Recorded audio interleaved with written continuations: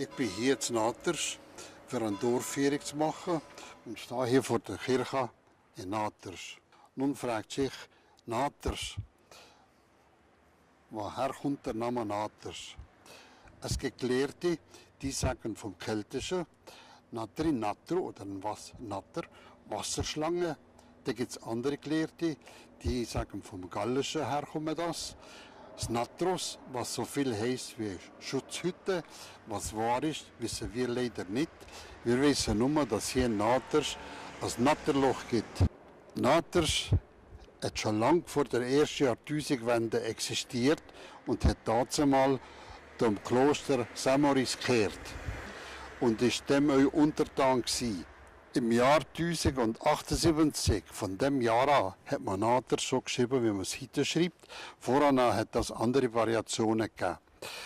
Nun, im Jahr 1018 hat der König Rudolf III. Von Burgund dem Abt von Samoris der Fleck Naters zurückgegeben, den er mir vorher hat vorgenommen. Das hat aber nicht lange gedauert. Im Jahr 1078 hat dann der Kaiser Heinrich IV. Der Fleck Naters dem Bischof Ermenfried in Zittau geschenkt. Der Fleck Naters, wenn ich sage Fleck Naters, ist das nicht nur das Dorf Naters gemeint gewesen, sondern der 10. Naters. Und Naters ist dazu mal der Hauptort von dem 10. Naters.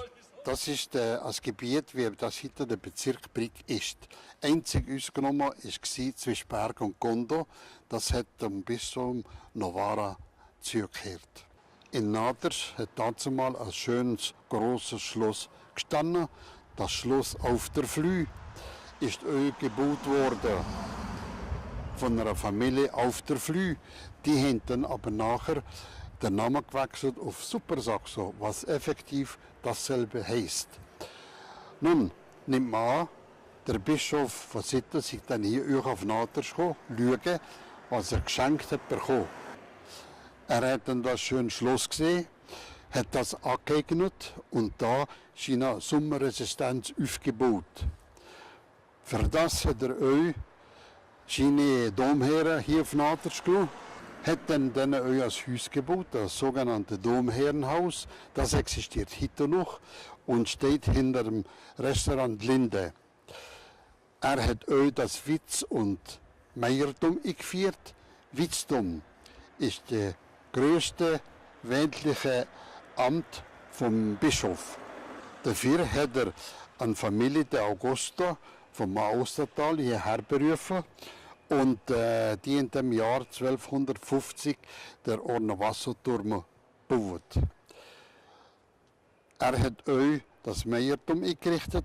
Das ist früher das Unterwallis, das Untertanenland vom Oberwallis. Dafür hat er in den verschiedenen Gebieten der Meier eingesetzt. Der hätte müssen das beobachten und beauftragen. Und hat dann auch, heute würde man dem sagen, der Stier Vogt, hat dann der 10. Teil einkassiert von den Leuten und hat dann das dem Bischof und den Feudalherren verteilt. Ebenfalls hat er auch die Kastelen eingeführt. Kastelen, dann sind wir heute die Richter, die ihre Aufgabe zu richten. Und ein Haufen Landeshauptmänner sind auch von Naters rekrutiert worden oder erkoren, für in Zittau zu regieren. Das ist so das Wesentliche von der Geschichte von Naters. Das hat alles gut funktioniert bis zum Jahr 1518. Dann hat man die Gerichtsbarkeiten von Naters auf Brig übergenommen. Und zwar ist das der Grund wegen Jörg Supersaxo. Das ist mit den Supersaxo Naters nichts zu tun. Dieser Jörg Supersaxo ist der Sohn von Walter Supersaxo, Bischof in Zittau. Nun, der ist ein hoher Offizier in der französischen Armee gewesen, hat hier die Leute abgeworben, für in fremden Ländern Dienst zu tun. Und das hat dem damaligen Bischof Matthäus Schiner nicht gefallen und ist gegen die Machenschaften gewesen. Und durch das sind die verfeindet worden und haben einen Streit miteinander. Und ist es so gewesen, dass dann der Bischof quasi das Land verlassen hat das letzte Mal in Münster oben nachher im Pfarrhaus übernachtet, 1511. Und dann ist er über die Grenze nach Rom und da ist er zum Kardinal gewählt worden. Übrigens der erste Kardinal von der Schweiz. Der Abt von Saint-Maurice hat immer das alte Recht geltend gemacht und hat der Fleckgnadisch für sich beanspruchen. Aber der Bischof von Sitten hat das Gleiche gemacht und hat gesagt, ich habe das geschenkt bekommen und ich will das haben. Der Streitfall ist gegangen bis zum Erzbischof Tarantese und der hat dann das Machtwort geredet und gesagt, der Fleck Gnades gehört dem Bischof von Sitten auf Lebzeiten. Das Schloss auf der Flühe haben sie dann leider vergammeln, haben keine Reparaturen vorgenommen und dann ist das zerfallen. Jetzt steht da noch ein vierförmiger Turm und das Stegenhaus mit dem Bischofwappen drauf. In der Zwischenzeit hat dann die Gemeinde Naders teilweise gekauft von dem und das renoviert, so zum Retten, was zu retten ist, wie eine Ringmauer und so weiter. Die letzten Grundgüter, die hier noch existiert haben, sind 1853 verkauft gekommen. Und dann hat der Bischof das gebraucht, für seine Resistenz wieder aufzubauen. Naders ist das größte Dorf vom Wallis. Es hat 104 Quadratkilometer, hat 8300 Einwohner jetzt. Es grenzt an 10 Gemeinden, das heißt im Süden an Therme und Brig, im Westen an Birgisch, Mund und Paltschieder, im Norden an Platte, Lötschental und im Osten an Bitsch, Riedmörl, Batte und sogar Fischertal. Ihr seht, wie groß das Gebiet da ist. Von der Jungfrau bis über Zalletschhora hin zum Bietschhora. Das Gebiet ist vor etlichen Jahren zum UNESCO-Weltnaturerbe ernannt worden. Da drinnen liegt der große Aletschgletscher, der ist 23 Kilometer lang und oben nachher im Concordia-Platz hat es noch einen Einstieg von 700 bis 800 Meter. Jetzt noch.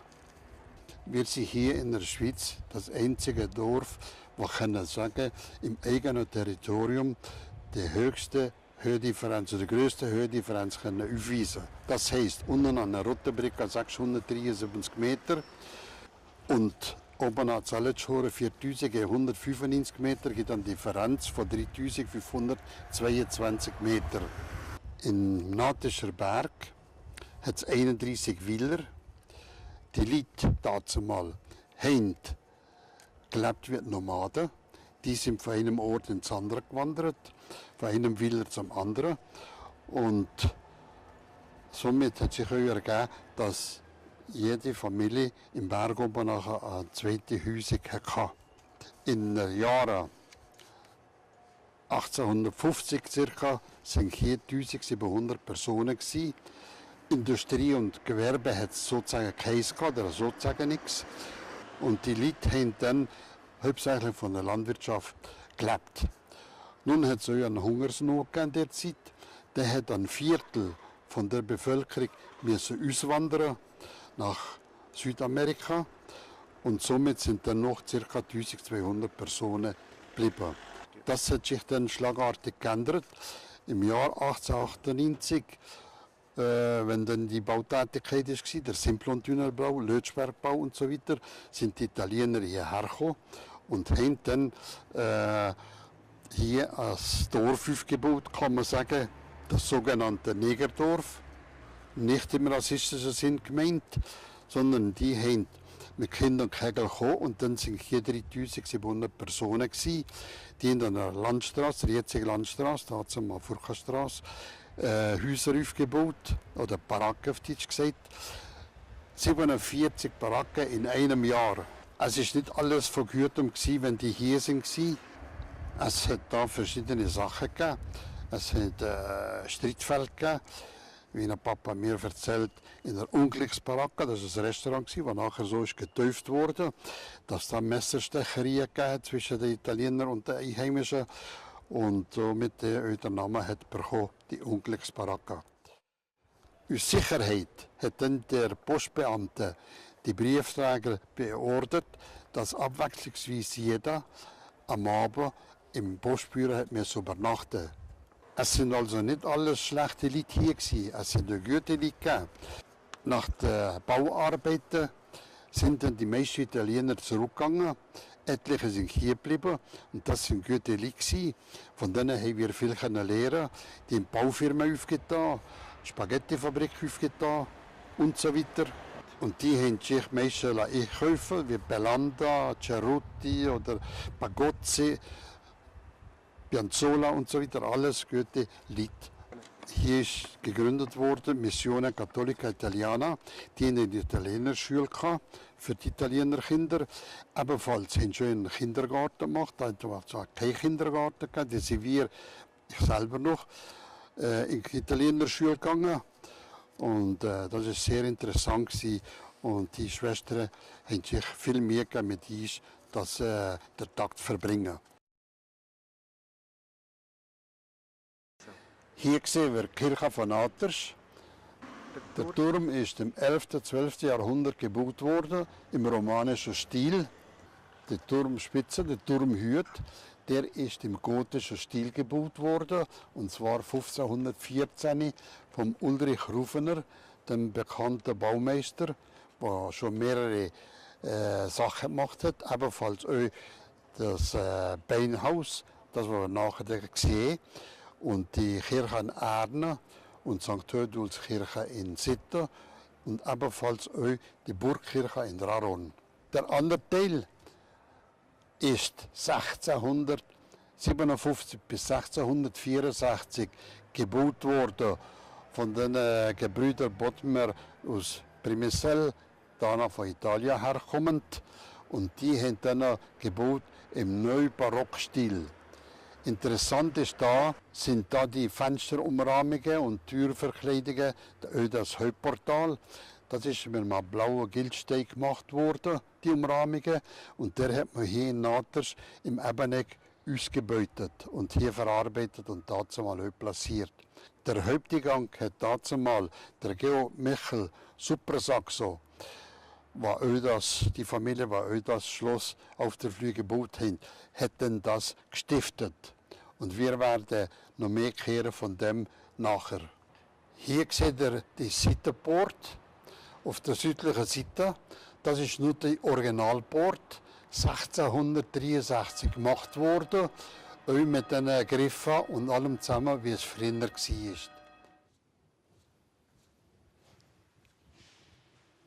Hier stehen wir jetzt vor dem Hochaltar. Der Hochaltar ist sehr schön und stellt euch das letzte Abendmahl dar. Die Gesamtkirche ist 1675 zur Ehre vom heiligen Mauritius eingeweiht worden und wird alle Herbste das Fest St. Märzen feiern. Der Altar ist gebaut worden 1667 von Hans Studer. Der gleiche Meister hat auch die Chorstelle da geschnitzelt und die sind aus Nussbäumen massiv behandelt. Und da hat es verschiedene Figuren drauf und ist weit umeinander bekannte Chor.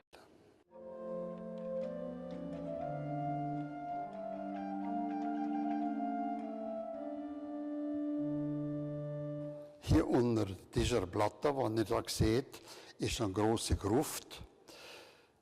Da hat man die Pfarrherren, die während der Amtszeit gestorben sind, immer im Chor begraben. Das war nicht nur jetzt nachher so, das haben wir überall so gehabt, bis vor 150 Jahren. Und da hat man mit dem aufgehört.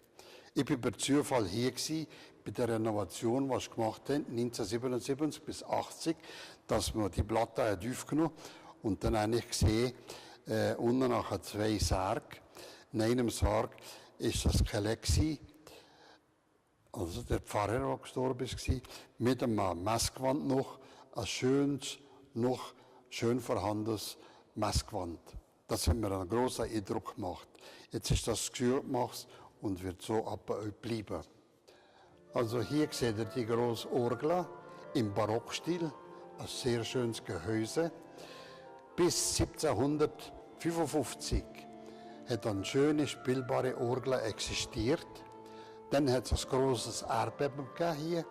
Der Hinterteil von der Kirche ist zusammengekippt, hat die Orgel kaputt gemacht und so weiter. Dann hat man dann eine neue Orgel gebaut, und zwar von den Gebrüder Walpen in Reckingen. Und die Orgel ist dann spielbar gewesen bis 1965. Dann hat man dann dem Füglister in Grimmiswa den Auftrag gegeben, eine neue Orgel zu bauen, aber statt mit 16 Register, mit 29 Register.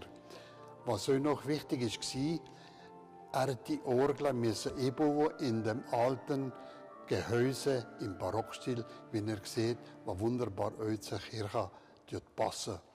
Und es ist sehr schön spielbar, wird viel Orchester geben und hier in der Kirche auch sehr akustisch gut ist.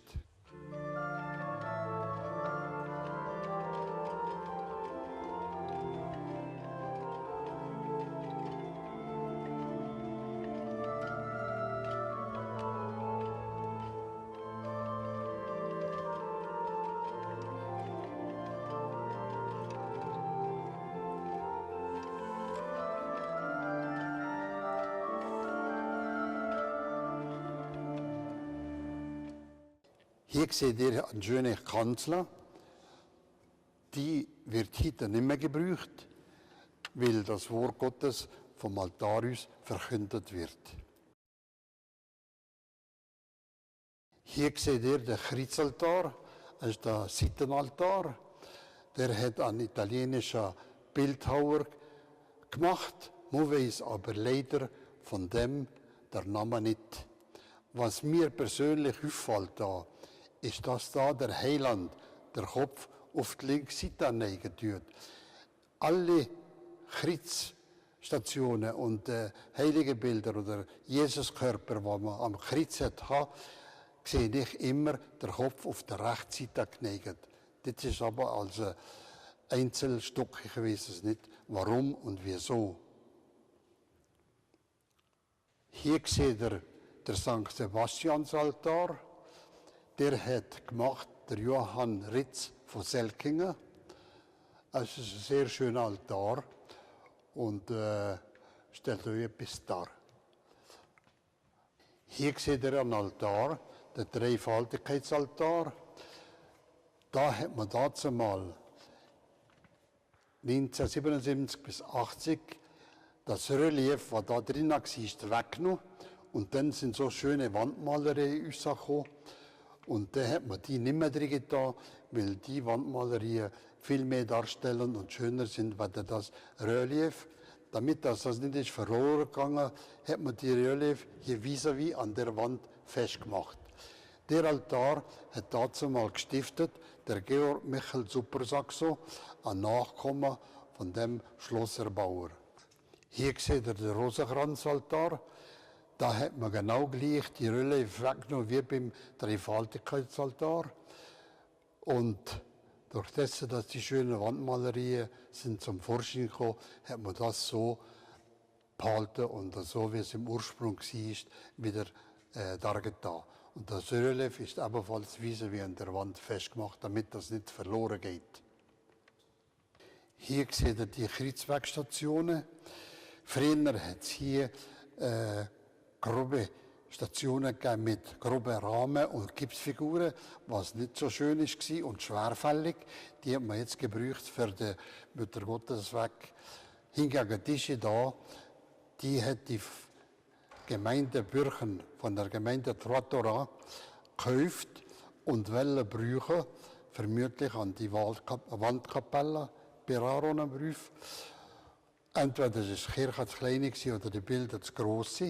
Man hat die dann im Stadel liegen, bis dann die Gemeinde von Naters, die kirchliche Gemeinde, die hat können kaufen für 14.000 Franken. Das ist Öl auf Leinwand, sehr schöne Bilder und ein schöner Rahmen ringsherum. Das tut viel leichter und schöner gestalten und aufhellen alles zusammen. Hier seht ihr den Taufstein. Der ist der Unterteil ebenfalls mit dem Gildstein gemacht worden, und zwar in einem Guss die Schüssel, wo das Wasser drin kommt. Oben nachher seht ihr eingeblendet der Johannes, der Täufer, im Bild, und der wird noch fließig gebraucht, der Taufstein. Ebenfalls seht ihr hier nachher der Beichtstuhl. Früher hat es da noch keine Pforte gegeben, wo die Leute nicht beichten. Nur beim Mittelteil, wo der Pfarrer ist hineingegangen ist, ein Port gewesen. Ich habe hier noch eine lustige Episode, wenn ich die darf sagen. Hier da war ein alter Schuhmacher, der ist euch beichten. Zuerst ist er beim Pfarrer gegangen, gleichzeitig ist er rüber zum Kaplan und nachher noch hier zum Rektor. Und dann haben wir gesagt, ja, geht's dir noch? Zu alle drei beichten. Und dann hat er gesagt, alle drei sind gute Kunden von mir. Hier seht ihr den Junkerhof. Der Junkerhof war früher ein Patrizierhaus. Steckenhaus vorne und der Vorderteil links ist erst später angebaut worden. Das Haupthaus war hier der Turm und das Steckenhaus hat nicht existiert, sondern hier war ein Hochgang. Und da hat man mit der Zugtreppe die Leute am Ruf gegangen. Und wenn die Kinder und Kegel daheim sind, hat man die hochgezogen und am Morgen hat man die wieder ablassen. Früher war da eine Wirtschaft, der Junkerhof. Mag ich mich nicht erinnern. Hingegen in den späteren Jahren, in den 30er Jahren, hat man da noch einen Konsum gemacht. Da mag ich mich gut erinnern. Dann hat oben nicht der Konsumverwalter gewohnt und so weiter. Also ein Privathaus gewesen. Später hat die Gemeinde Naters das Haus kaufen und daraus das Gemeindehaus gemacht. Und da seht ihr euch das Wappen. Das ist das Wappen von Naters, hier bei der Inschrift rechts. Dass ich vorhin vom Bischof nicht an Lugi erzählt habe, seht ihr dabei, das Wappen besteht aus zwei Bischofsstäben mit der Mitra.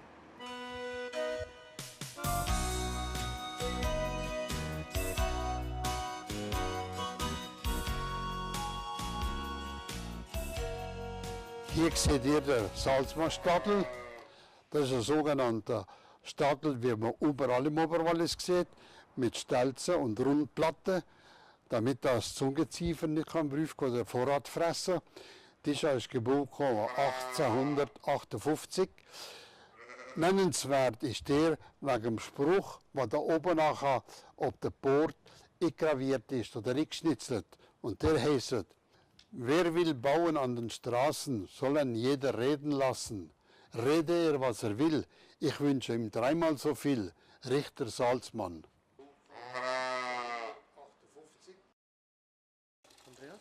Hier sind wir jetzt auch zum Krämerplatz, sogenannte Judengasse, die hier auf und ab geht.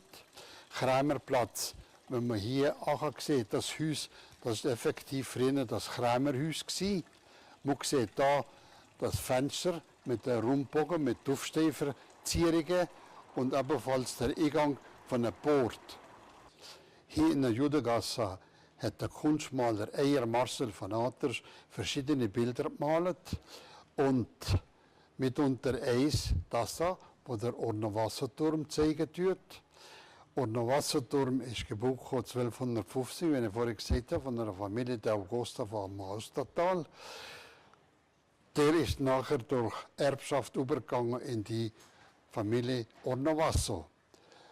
Das sind aber brutale Kerle gewesen. Der hat dazu mal verordnet, dass wenn einer geheiratet hat mit der Brut nach dem Heiraten aufziehen müssen und die ihm dann für den ersten, zweiten Abend hat müssen überlassen. Das hat natürlich der Zeit danach nicht mehr gepasst. Dann haben sich da 12 Paare zusammengetan, gleichzeitig geheiratet und sind dann aufgegangen. Und der Stämmigste ist der erste geschickt mit der Brut. Sobald der Graf die hat Tarmen, hat man den tödlichen Streich gegeben und dann mussten flüchten über den Berg mit allem zusammen und sind dann unten nachher in Ornavasso, das Dorf Ornavasso, das heute noch existiert, erbaut. Und da haben wir heute noch gute Beziehungen mit dem Dorf. Alle 5 Jahre sehen wir einander. Und wenn wir dann da abgehen, so gibt das immer als fröhliches Fest. Am Abend mehr feucht als fröhlich. Man fragt sich manchmal, woher kommt der Name Judengasse? Es gibt da 2 Variationen. Die eine ist von den Fischbertermener. Die sind kirchlich zu Naders angeschlossen gewesen. Die haben für das Heiraten, für das Taufen, für das Begraben immer hier auf Naders müssen kommen. Sind dann über die Rohrberg gegangen, Brich auf Gamsen, Gleis, Brich, bis jetzt Naders begraben. Und weil man den Fischbetermer nicht im rassistischen Sinn, aber Juden sagt, hat man dann vermutlich die Gasse Judengasse getauft. Da die Fischbetermer hier angeschlossen sind und wenn ich gesagt habe, immer im Jahr müssen kommen, sind schon mal mit einer Leiche beim tiefen Graben und Beiholz gekommen im Winter auf einer Schnee- oder Eisschicht und sind dann alle unten gelandet und sind tödlich da liegen geblieben. Und darum hat sich dann Fischbetermer noch losgekauft von Naders. Geld haben sie zum Glück keins gehabt, dann haben sie uns dafür den Rohrberg gegeben. Der Wald ob Rohrberg am Brief aller, der gehört der Bürgerschaft von Naders. Ebenfalls Gleis ist kirchlich zu Naders und die haben sich Öl losgekauft von Naders. Geld haben sie keins gehabt, haben uns aber dafür die Bischofskappe gegeben, im Gleiser Horen. Andererfalls war es wegen dem Krämerplatz, oder wie es dazu mal gesagt hat, hat es hier vermutlich viele Krämer gegeben, Läden, und darum hat sie wieder den Namen angenommen, Judengasse. Was aber wichtig ist, zu sagen, bis vor 150 Jahren ist diese Gasse die Hauptgasse oder die Hauptstraße für ins Goms zu gehen. Da hat es unten nachher noch gar nichts gegeben. Erst 1850 hat man hier unten die Straße gebaut. Vorne hat sich alles hier durchgeschlängelt.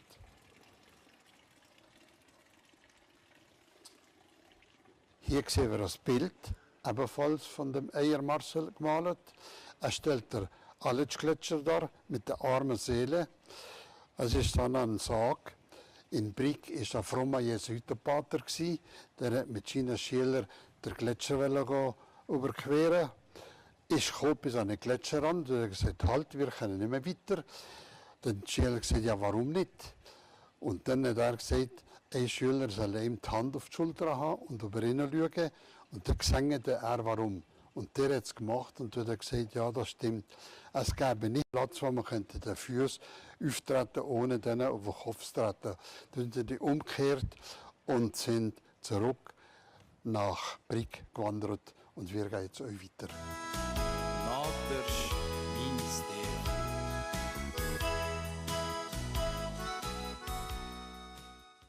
Ebenfalls das Bild vom Kunstmaler Eier. Er stellt Jocelyn den Drachentöter dar. Hier in Naders, wie ich vorhin gesagt habe, ein Ort gibt, der Natterloch, da hat das Ungeheuer gehäuset, hat Mensch und Tiere angezogen und verschlungen. Dann ist jetzt Naders am Maxi zum Tode verurteilt. Dann ist ihm gesagt, wenn du ihn von dem Ungeheuer retten tust, so bist du nachher ein freier Mann.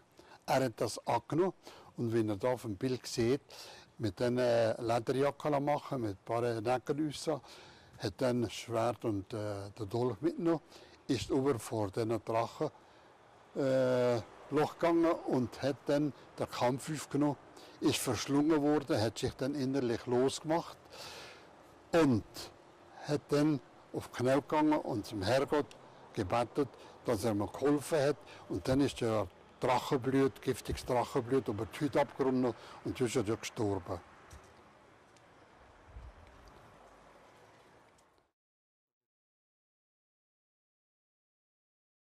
Hier stehen wir vor dem Pfarrhaus. Das ist eines der ältesten Gebäude, circa im 12. Jahrhundert gebaut worden. Es hat dazu mal nur der Teil existiert. Und erst später, 1441 und 1661, hat man dann der südliche und der westliche Teil angebaut in Holz. Und später dann ummauert.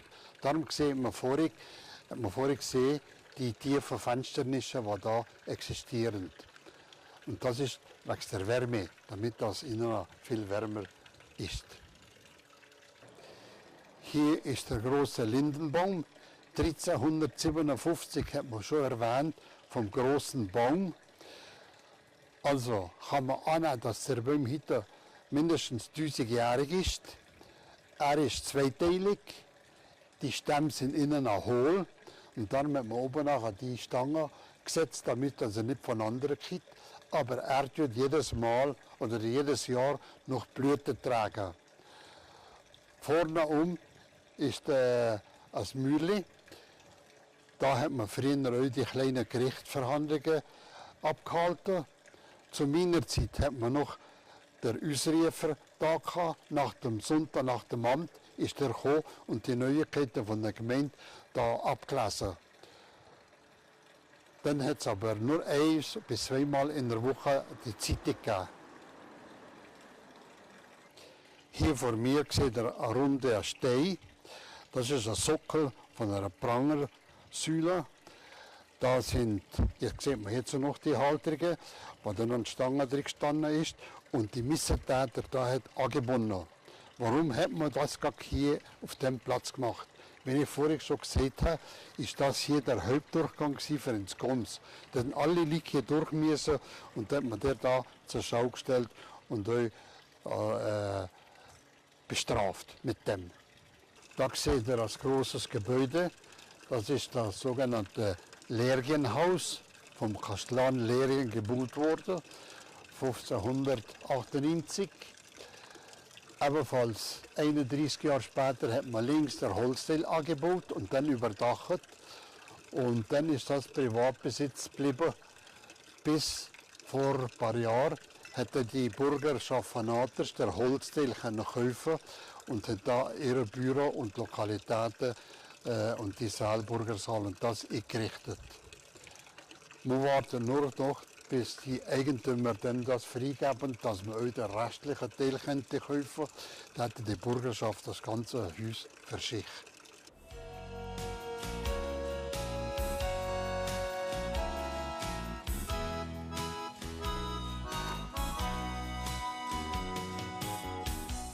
Hier stehen wir vor dem Platz, der Dorfplatz.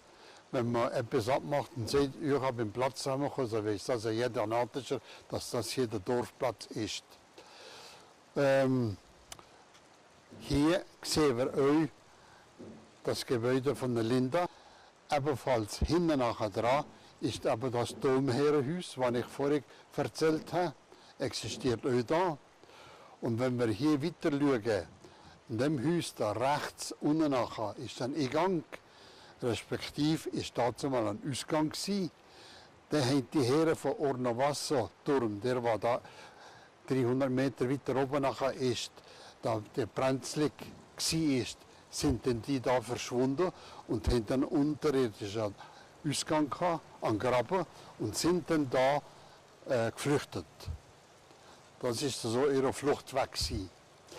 Hier vor uns ist das große Mägetschenhaus.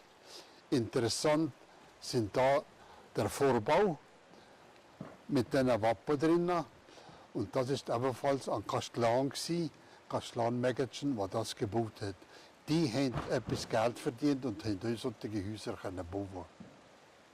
Die Alterssiedlung neben Kindergarten zu.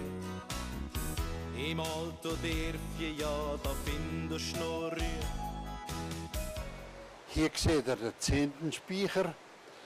Das ist ein großer Speicher und das ist, wie ich vorhin gesagt habe, der 10. Teil ist kassiert von den Liter und die haben meisten in Naturalien gespendet, wie Käse, Hammer, Chore und so weiter. Und dann ist das da gelagert und dann verteilt worden an den Bischof und an die Feudalherren. Und nachher dran, wo die 4 Doppelfenster in Steinau ummauert ist, der Saal ist früher gebraucht worden als Gerichtssaal.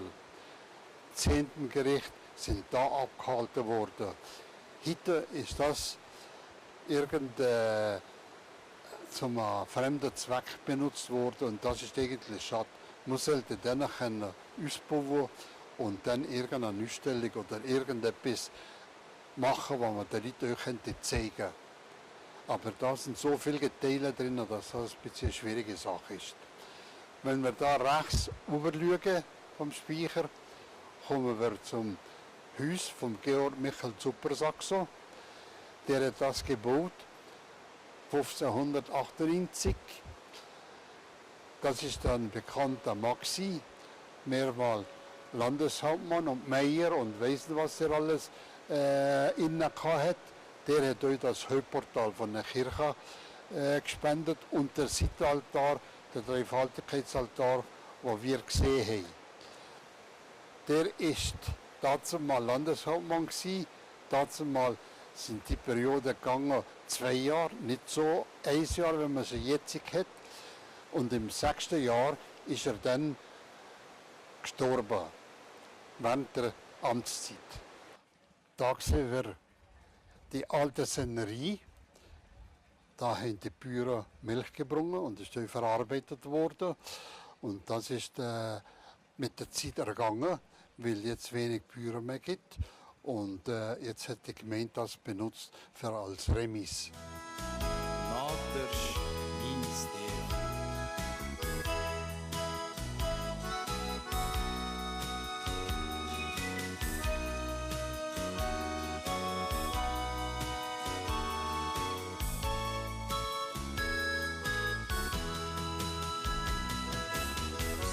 Naters Minister, du bist voll Gegensatz. Halb Stadt, halbes Dörfje, hier bin ich sicher nicht leid. Hier stehen wir jetzt bei der Totenplatte. Die ist gemacht worden 1685. Früher hat es hier in Naters oder im 10. Bezirk Kumperschaften gegeben, und zwar 6,5 Kumperschaften. Eine war Platterischene, der Naters, Birgisch, Brig, Briggerberg, Simplon und die halbe war Bergen.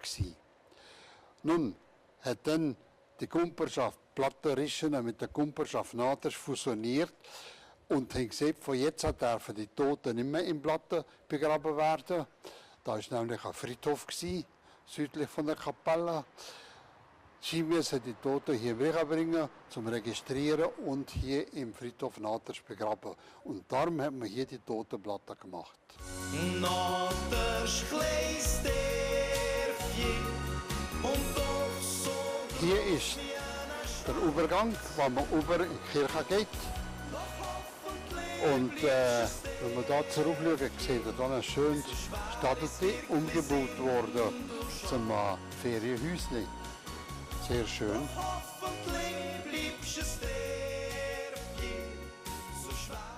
Hier sehen wir jetzt das Kaplaniehaus. Das ist gebaut worden. Nicht so als alt, aber in 1990 hat man das total renoviert und wohnlich schön ausstaffiert. Das ist heute noch bewohnt vom Kaplan. Hier seht ihr den Heidenstein. Der haben sie früher dargetan, für den Heiden den Weg zu weisen. Das sind Vertiefungen, jetzt sind es natürlich ein bisschen ausgewaschen, aber da an diesen Vertiefungen haben sie dann brennbares Zeug getan, für den Heiden den Weg zu führen. Und in der Mitte war eine größere Mulde, da haben sie den Obolus gekriegt. Wer natürlich noch hat, weiß ich nicht. Das hat mir niemand gesagt. Er ist so ein sogenannter Menhirstein oder Heidestein, sagt man dem. Früher war der Friedhof hier um die Kirche herum, bis an die Hausmauer an. Wenn dann haben die Straße gemacht, unten nach 1850, so hat man eine Verbindungsstraße müssen haben mit dem Oberdorf. Dann hat man den Friedhof aufgenommen, aus Pietätsgründen, das ist klar, und hat dann die Totenköpfe und das alles ins Beihaus abgetan und da aufgetischt. Und das Beihaus gehen wir jetzt gerade anschauen.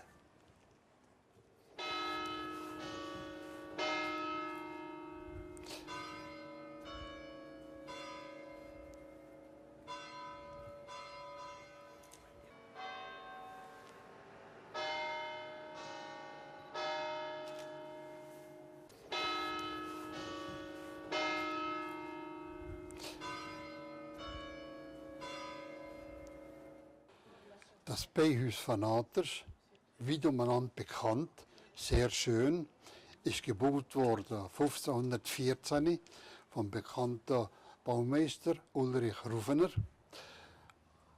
Auftraggeber war an Pfarrer Harrenden, dazu mal Pfarrer hier Naters, und der Geldgeber war der Landeshauptmann Riemen.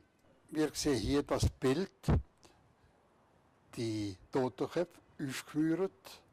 Da sind an der Front 1875 Köpfe. Und ich sage immer, wer mir es nicht glaubt, kann nachzählen, aber bis jetzt ist noch niemand nachzählen.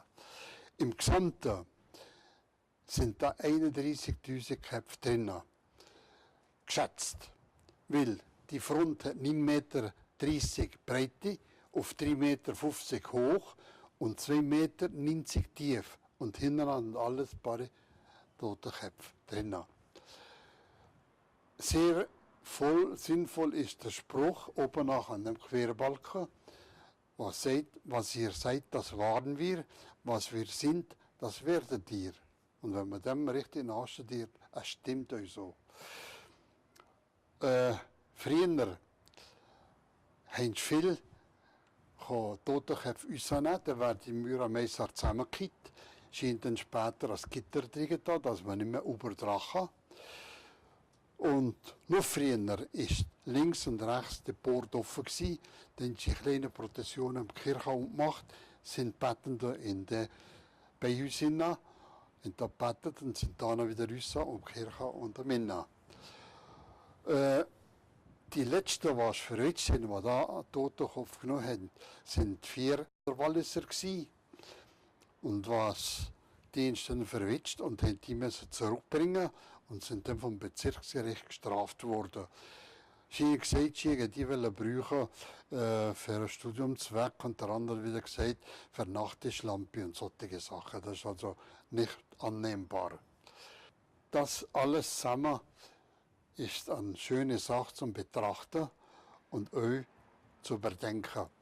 Vor 10, 12 Jahren, wenn es das renoviert, ist hier der Teil da drinnen erst rausgekommen, da ist das Grab. Und zwar ist das Grab von dem Geldgeber Landeshauptmann Riemen mit seiner Familie ist hier drin begraben. Früher ist da oben in der St. Anna Altar drinnen und ist da auch immer Mess gelesen worden. Jetzt später haben sie das nicht mehr gemacht, sondern ist das als Abdankungskapelle ernannt worden. Da werden die Toten im Vorabend hergebracht und dann wird gebetet und im Nachmittag dann begraben. In dem Bogen innen sieht man das Wappen. Und das Wappen ist das Kreuz mit 2 Stelzen. Und das ist das Wappen von dem Ulrich Rufener, der die Kapelle hat gebaut. Das ist so allgemein von dem Beihaus zu sagen.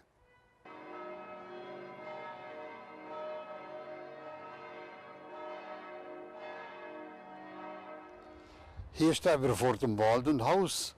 Das Waldenhaus ist im 16. Jahrhundert gebaut worden.